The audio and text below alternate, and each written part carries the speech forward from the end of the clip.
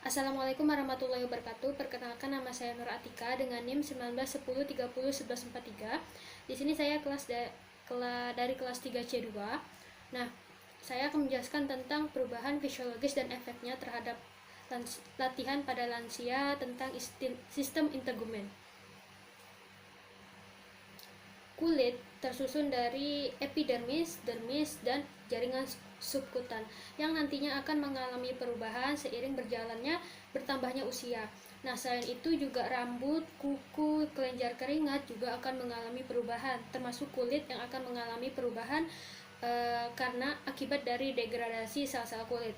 Nah, seiring bertambahnya usia, lansia ini lebih rentan dan beresiko terhadap penyakit, termasuk perubahan fisiologis dan anatominya, terutama pada masalah kulit. Nah, penuaan itu terbagi menjadi dua, yaitu penuaan intrinsik dan penuaan ekstrinsik. Penuaan intrinsik adalah perubahan kulit yang terjadi akibat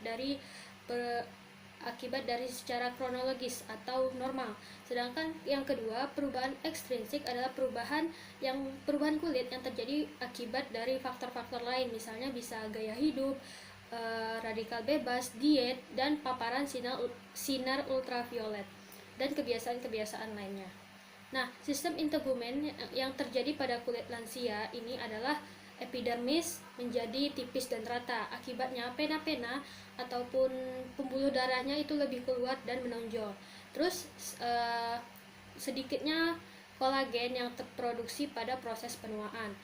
Selanjutnya, kulit lebih mudah rusak dan juga mengerut atau keriput akibat dari hilangnya jaringan lemak.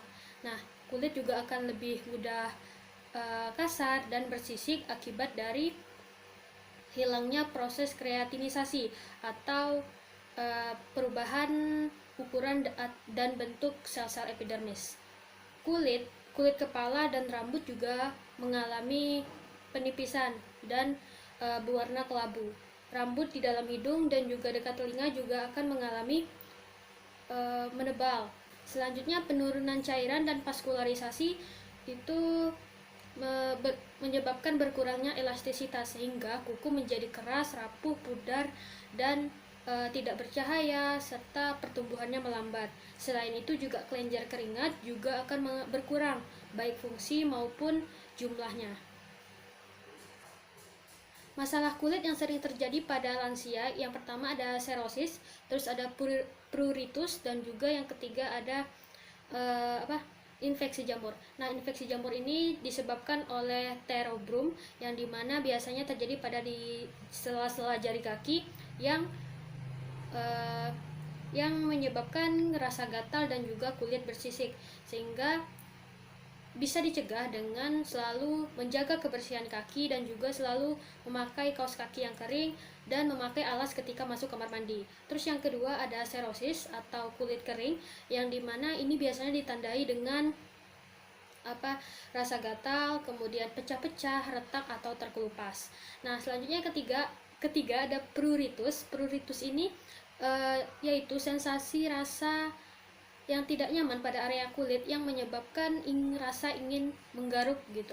Jadi menyebabkan ini ketidaknyamanan, dapat mengganggu tidur dan juga menimbulkan kecemasan dan depresi. Nah, program latihan fisik pada lansia itu disusun sesuai dengan kondisi fisik si lansia, di mana sebelum olahraga harus berkonsultasi dulu dengan dokter. Nah, latihan yang pertama adalah latihan aerobik, di mana latihan aerobik ini lansia itu direkomendasikan setidaknya 30 menit setiap hari dalam seminggu itu untuk melakukan aktivitas. Nah, di mana aktivitas ini bisa berjalan, bersepeda, melakukan pekerjaan rumah, naik turun tangga, berkebun, dan lain-lain. Di mana fungsi dari aktivitas ini untuk membantu supaya jantung dan paru itu lebih bekerja keras supaya dapat meningkatkan kebutuhan oksigen. Terus yang kedua adalah latihan penguatan otot, di mana latihan ini tentunya untuk berfungsi sebagai menguatkan otot, menyokong otot dan jaringan ikat supaya otot dapat membentuk kekuatan untuk menggerakkan atau menahan beban. Nah, contoh aktivitasnya bisa dengan aktivitas melawan gravitasi, di mana misalnya aktivitasnya berdiri dari kursi. Selanjutnya yang ketiga adalah latihan fleksibilitas. Latihan fleksibilitas